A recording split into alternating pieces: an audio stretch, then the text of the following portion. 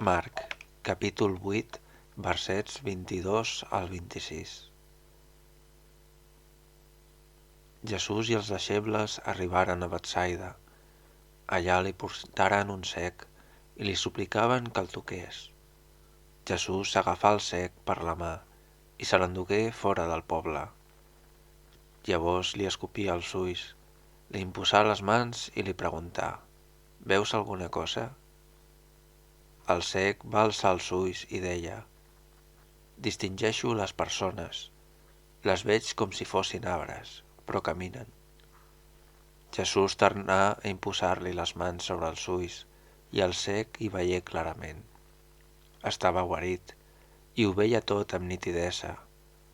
Jesús el va enviar a casa seva i li digué: «No entris al poble».